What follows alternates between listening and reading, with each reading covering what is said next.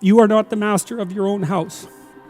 There are spirits that dwell within you, meaning you have a will and you can exercise a certain amount of conscious control over your being, but there are all sorts of things that occur within you that seem to be beyond your capacity to control. Your dreams, for example, that's a really good example, or your impulses, for example. You might think of those as so foreign from you that you don't even want them to be part of you. But more subtly even, how about what you're interested in, what compels you? Like, where does that come from? Exactly. Because you can't conjure it up of your own accord, So if you're a student and you're taking a difficult course, you might say to yourself, well, I need to sit down and study for 3 hours. But then you sit down and that isn't what happens. Your attention goes everywhere. And you might say, well, whose attention is it then if it goes everywhere? Because you say it's your attention. It's like, well, if it's your attention, maybe you would be able to control it, but you can't. And so then you might think, well, Jen, just exactly what the hell is controlling it? And you might say, well, it's random. Well, it better not be random. I can tell you that. That happens to some degree in schizophrenia. There's an element of randomness in that. It's not random. It's driven by the action of phenomena that I think are best considered as something like subpersonalities. You can't make yourself interested in something. Interest manifests itself and grips you. That's a whole different thing. And so what is it that's gripping you? And how do you conceptualize that? Is that a divine power? Well, it's divine as far as you're concerned because it grips you and you can't do anything about it. And so there's a calling in you towards what you're compelled by and what you're interested in. And sometimes that might be very dark and sometimes not. But you're compelled forward by your interest. And so the idea that what moves you away from your country and your father's house and the comforts of your childhood home is something that's beyond you and that you listen to and hearken to. That's exactly right. And you can say, well, I don't want to call that God. It's like, it doesn't matter what you call it exactly. It doesn't matter to what it is, what it's called. It still is. And if you don't listen to it, that's the other thing. If you don't listen to it, and I've been a clinician and talked to enough people now, as old as I am, to know this absolutely. If you do not listen to that thing that beckons you forward, you will pay for it like you cannot possibly imagine. You'll have everything that's terrible about life in your life and nothing about it that's good. And worse, you'll know that it was your fault and that you squandered what you could have had. So, this is not only a calling forth, but a warning. One of the things that I've noticed in my life is that nothing I've ever done was wasted. And by done, I mean put my heart and soul into, like attempted with all of my effort. That always worked. Now, it didn't always work the way I expected it to work. That's a whole different issue. But the payoff from it was always positive. Something of value always accrued to me when I made the sacrifices necessary to do something worthwhile. Go somewhere you don't understand. You have to go into the unknown. And that's God's first command. Go into the unknown. Because you already know what you know. And that's not enough unless you think you're enough. And if you're not enough and you don't think you're enough, then you have to go where you haven't been. Get away from your family enough so that you can establish your independence. And that isn't because there's something wrong with your family, but it means get away. I talk to people very frequently whose families have provided them with too much protection. And they know it themselves, and that means they're deprived of necessity.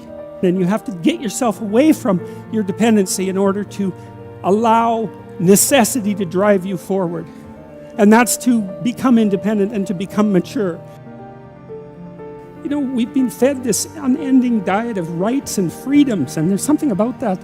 There's something about that that's so pathologically wrong. And people are starving for the antidote, and the antidote is truth and responsibility, right? And it isn't because that's what you should do in some I know better or someone knows better for you what you should do sense. It's that's the secret to a meaningful life, and without a meaningful life, then all you have is suffering and nihilism and despair and all of that, and self-contempt, and that's not good. And it's necessary for men to stand up and take responsibility. If you were able to reveal the best of yourself to you in the world, that you would be an overwhelming force for good, and that whatever errors might be made along the way would wash out in the works. If you forthrightly pursue that which God directs you to pursue, let's say, that all things are possible. And so we don't know the limits of human endeavor. We truly don't. And it's premature to put a cap on what it is that we are, what it is that we're capable of. And so you're already something, and maybe you're not so bad in your current configuration. But you might wonder, if you did nothing for the next 30 years except put yourself together, just exactly what would you be able to do? And you might think, well, that's worth finding out. But of course, that's the adoption of responsibility. There's lots in the world to fix. Everything that bothers you about the world and about yourself should be fixed, and you can do that. I have a friend. He lives in Montreal. His name is James Simon. He's a great painter, and he's taught me a lot of things. He's helped me design my house and beautify it. And I bought some paintings from him a couple of years ago. And he did this series of paintings where he went around North America and stood in different places, and then he painted the view from here down. And so it's his feet planted in different places, on roads, in the desert, on the ocean.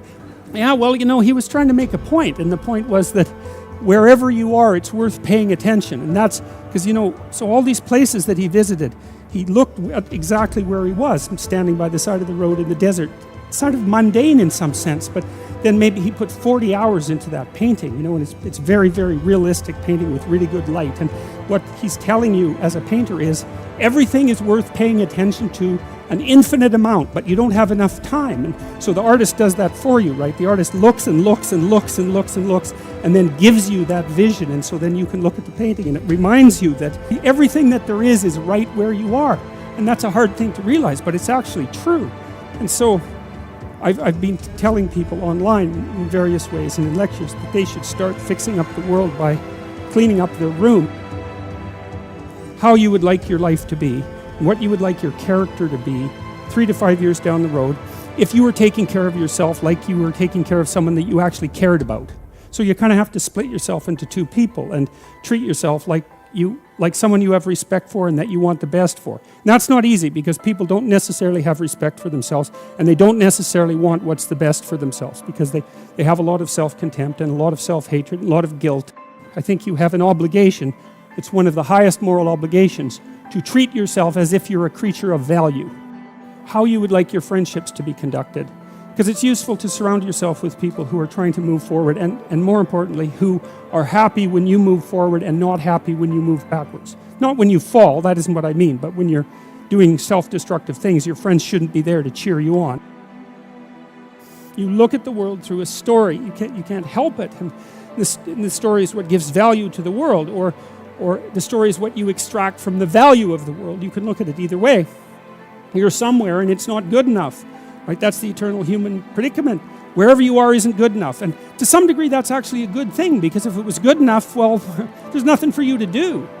So it's actually maybe a good thing that it's insufficient. And that might be why sometimes having less is better than having more. And I don't want to be a Pollyanna about that. I mean, I know that there's deprivation that can reach to the point where it's completely counterproductive. But it isn't always the case that starting with little is... If you start with little, you start with more possibility. It's something like that. So you move always from what's unbearable about the present to some better future, right? And if you don't have that, then you have nothing but threat and negative emotion. You have no positive emotion, because the positive emotion is generated in the conception of the better future, and then the evidence that you generate yourself that you're moving towards it. That's where the positive and fulfilling meaning of life comes. So you want to set up this structure properly. It's very, very important. And so what it means is that you want to be going somewhere that's good enough so that the going is worth the while. And you can ask yourself that. And, well, we know what's wrong with life. It's rife with suffering and insufficiency and deception and evil. It's all of that, obviously. Okay, what would make the journey worthwhile? Well, you can ask yourself that. It's like, all right, in order to bear up under this load, what is it that I would need to be striving to attain? And if you ask yourself that, that's to knock and the door will open. That's what that means. If you ask yourself that, then you will find an answer, and you'll shrink away from it. You'll think, well, there's no way I could do that. It's like, well, you don't know what you could do. You don't know what's possible. And you're not as much as you could be.